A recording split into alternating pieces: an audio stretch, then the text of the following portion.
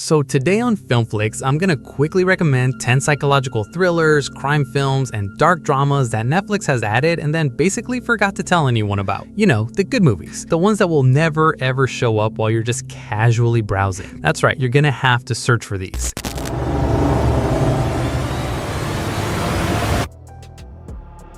Good movies, like my bottom pick on this list, which I want to be clear, being bottom pick on this list is still a high bar, El Camino.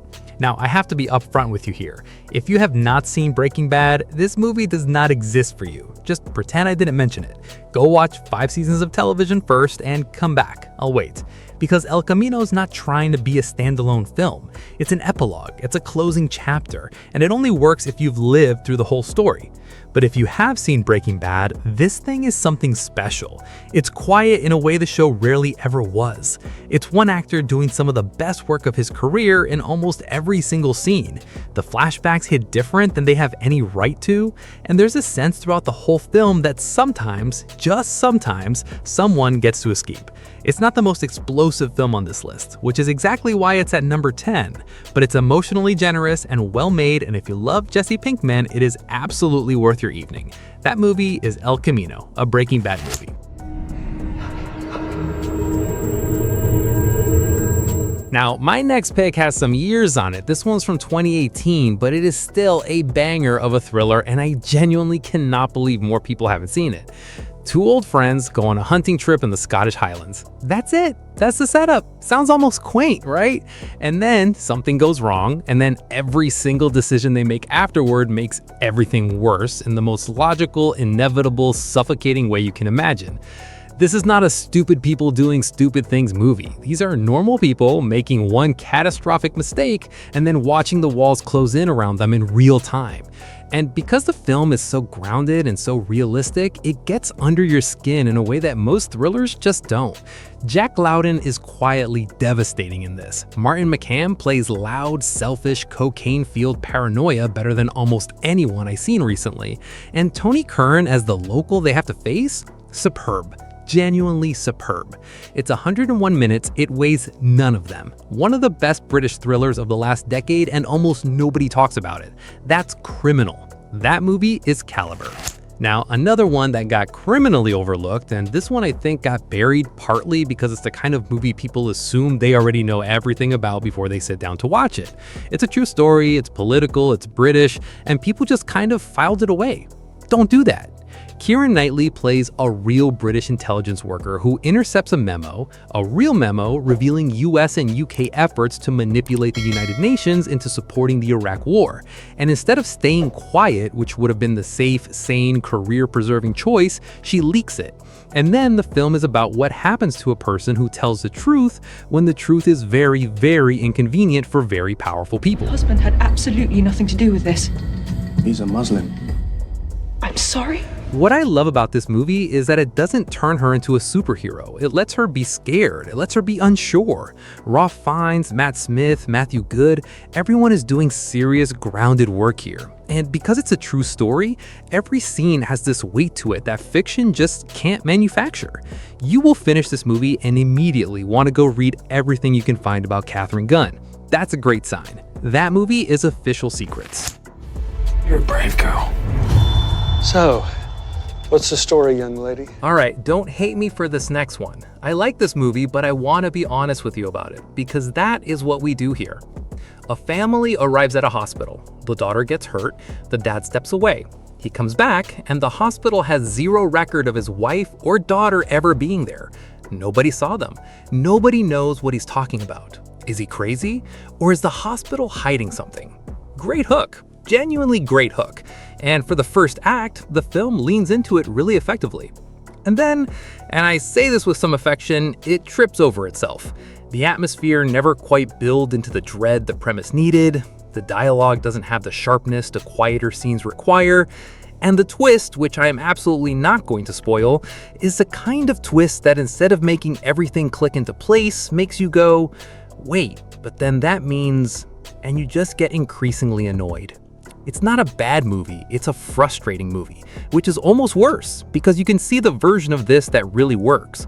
Watch it if you're in a forgiving mood and you like unreliable narrator thrillers. Just keep your expectations calibrated going in. That movie is Fractured. Mom, look out! Now, like I said, most of these movies have been on Netflix for a while. My next pick is a few years old now, but it's one that I think about a lot. And that matters. If a movie's still rattling around in my head 2 years later, that means it did something right. You've probably seen comparisons to Jordan Peele's Get Out floating around for this one. And look, I understand why people make that comparison. It deals with race and status and the horror of a carefully constructed life starting to crack at the seams. An upper-middle-class woman has built herself a perfect existence. New identity, new neighborhood, new persona, and then two strangers show up in her community and everything starts to unravel. But here's the thing, it's not a Get Out imitation. It has its own identity. The slow burn is relentless in a really specific, uncomfortable way, where nothing overtly threatening is happening, and yet you're absolutely certain something is very wrong. Ashley Madeke in the lead is exceptional. The point of view shifts the film uses are genuinely clever, and the ending is brutal and bold, and honestly the only ending that makes sense given everything that came before it. This is a debut feature, which is terrifying in the best way. That movie is The Strays. Now we're getting to the really good movies on this list. Before I get there, if you are still with me and this list is landing the way I think it's landing, just hit subscribe and drop a like on this video. It genuinely helps more people find the channel. We're building a community of people who actually care about good movies here. Okay, back to it. Now I've got a couple of incredible movies toward the top of this list. My next pick is a Spanish psychological thriller, and if you have been sleeping on Spanish language thrillers, I genuinely don't know what to tell you. They are operating on a completely different frequency right now. Now, I will warn you, this is 155 minutes long. I'm telling you that up front, but I'm also telling you it earns every single one of those minutes. A woman infiltrates a psychiatric hospital claiming to be investigating a crime. The only person who doubts her story is the hospital director, who also happens to be the most powerful person in the building. And then the film starts doing what it does best, which is making you question absolutely everything. Is she a patient? Is she an investigator? Are the events we're watching happening in order? Is she even reliable? Barbara Lenny carries this ambiguity in every single scene, and she never, not once, drops it. It is a genuinely impressive performance.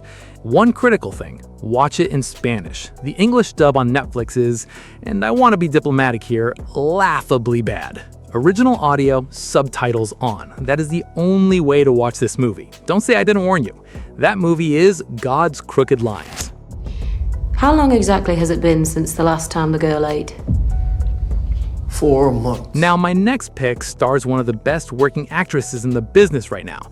And I'll be honest, at this point, Florence being in a movie is basically a quality guarantee for me. I've been waiting for her to give a bad performance. It just doesn't happen. 1862 Ireland. A young girl claims she has been surviving for months with no food whatsoever. Just as she puts it, manna from heaven. She's attracted pilgrims, true believers, an entire following of people who think she's a saint. An English nurse is sent to observe her and determine miracle or deception. Are you feeling well in yourself, Anna? Very well, Father. Thank you. And the film puts you entirely in the nurse's perspective. Her skepticism is your skepticism. Her growing dread as a child's health visibly deteriorates is your growing dread. As the adults around this girl choose faith over common sense, the movie becomes genuinely upsetting in a way that feels important and not cheap. The score is deeply unsettling. The cinematography is bleak and gray and cold in a way that physically affects you. This is a horror film dressed up in period drama clothing, and it does not let anyone off the hook, including the audience. It's not a fun film, but you will feel it. That movie is The Wonder. We want to underscore again that we're coming to Chicago peacefully, but whether we're given permits or not, we're coming. Now we're getting into the really good movies on this list. My next pick only got overlooked because it dropped on Netflix with very little fanfare, and I think people assumed it was more of an award season vanity project than an actual gripping watch. It is not a vanity project. It is legitimately great. Aaron Sorkin writes dialogue the way some people breathe, just constant, rapid, layered, sharp. 1968, Chicago. 7 activists put on trial for allegedly inciting riots during the Democratic National Convention.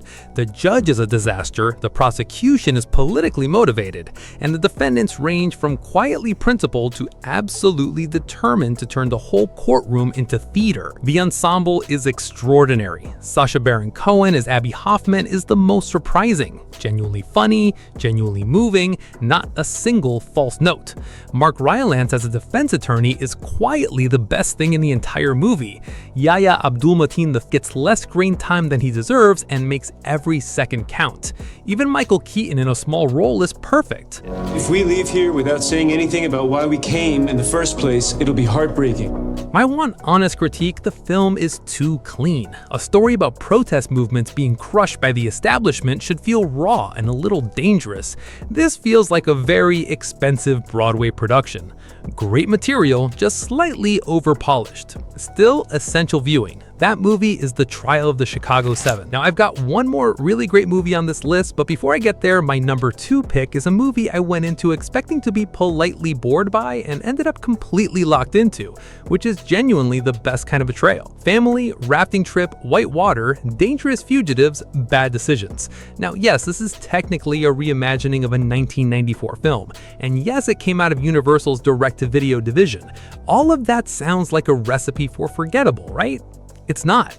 It doesn't feel like a cheap movie. The tension is real, it moves fast, and it has something genuinely interesting going on underneath the survival thriller surface. This thread about loyalty and misplaced allegiance and who you're actually willing to protect when things get real. It knows exactly what it is, and it executes that thing extremely well. And honestly, that is more than I can say for a lot of movies with 10 times the budget. Put this on when you want something that holds your attention without demanding your entire emotional soul as payment. Smart, efficient, surprisingly solid.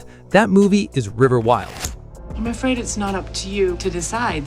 The court has appointed me to be your legal guardian. What? And we are going to wrap this one up with one of the most deliciously evil main characters I have seen in years. Rosamund Pike found a frequency when she made Gone Girl, this controlled, ice-cold, intelligent menace, and she is completely back on it here. The movie opens with a monologue, a philosophy really.